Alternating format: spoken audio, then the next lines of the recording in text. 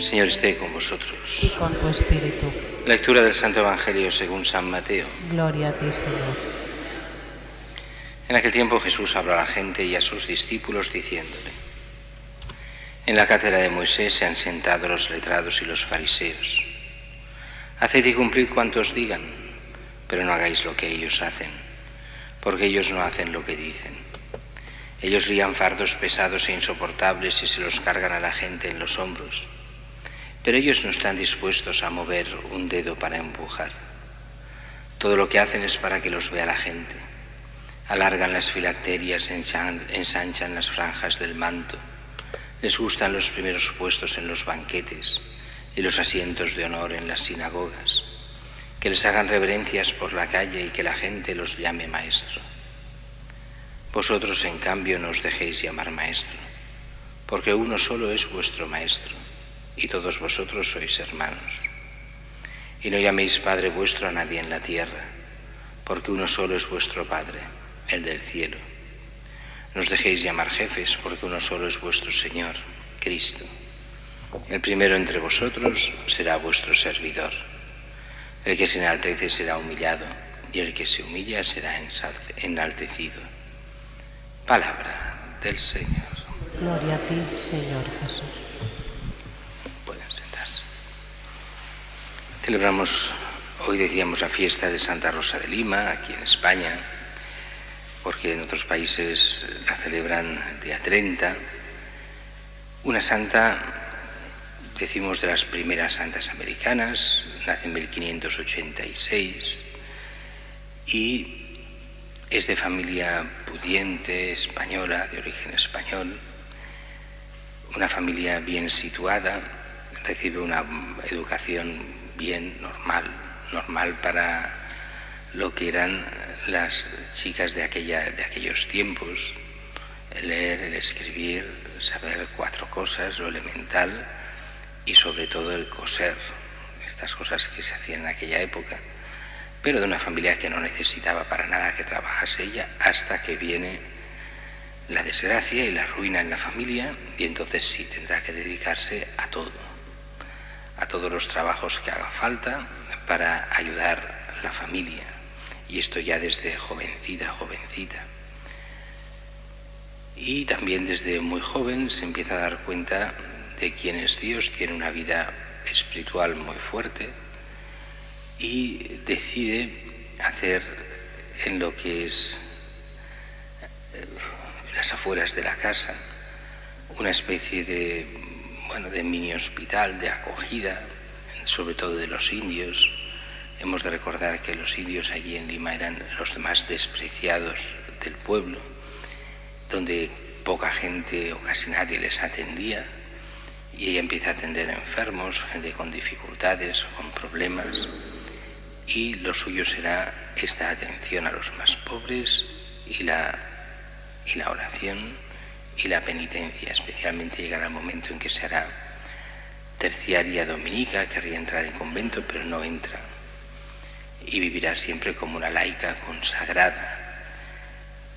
Los últimos años o penúltimos años estará ya en reclusión dentro de una especie de habitación de 2 metros por 2 metros, solo saliendo para la misa y poco más, en una vida de contemplación y sobre todo de visiones místicas que ella tendrá. Será una de las primeras grandes místicas de América, y le obligarán a los 29 años a pasar a otras habitaciones en casa de otra familia.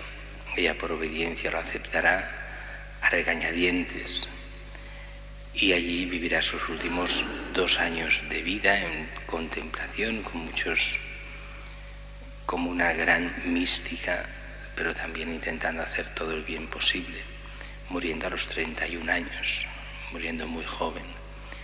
Será hecha patrona de América, de todas las Américas, de Filipinas, de las Indias occidentales, pero un patronato que después se le quitará porque el Papa Barberini, Urbano VIII, decidirá que los patronatos solo pueden ser de santos, y en ese momento ella era solo beata, y no podrá ser patrona de América. Bueno, estas cosas que pasan a veces en la historia. 30 años después la canonizarán y será santa, y es una de las santas más estimadas de toda América.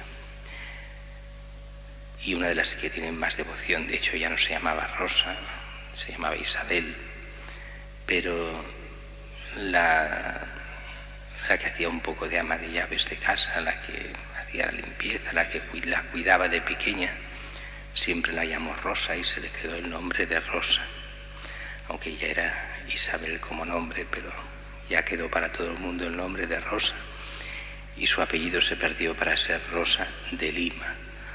Rosa de Lima, su ciudad natal, donde ya vivió siempre. Pero dejemos un momento esta gran santa que, como ejemplo de abnegación y de penitencia en su vida y de vivir solo para Dios, vamos al Evangelio de hoy. Un Evangelio en el cual se nos advierte: cuidado con los fariseos y los maestros de la ley. Como diciendo, cuidado con los que estén al mando de cualquier cosa. ¿Por qué? Porque la hipocresía es una tentación perenne. Y dice, ellos lían fardos pesados e insoportables, se los cargan a la gente a los hombros.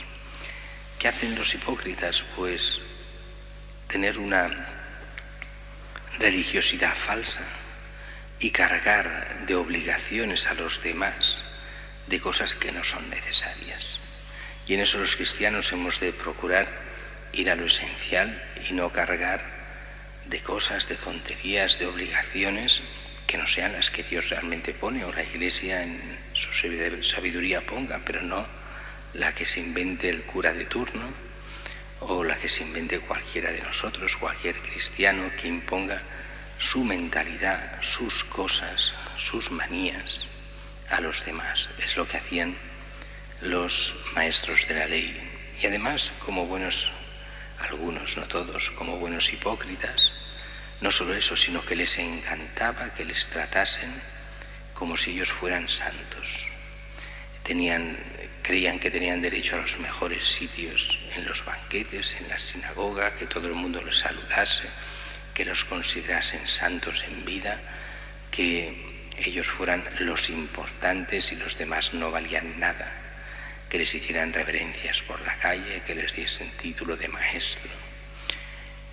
Y dice, entre vosotros cristianos, entre nosotros las cosas no van así. Y entonces Jesús hace un cambio que alguno dice, pero bueno, ¿de qué está hablando Jesús? ¿Por qué dice?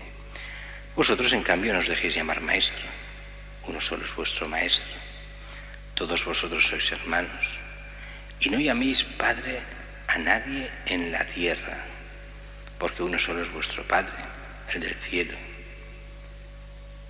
No os dejéis llamar jefes, porque uno solo es vuestro jefe, el Cristo. Uno solo es vuestro Señor, Cristo.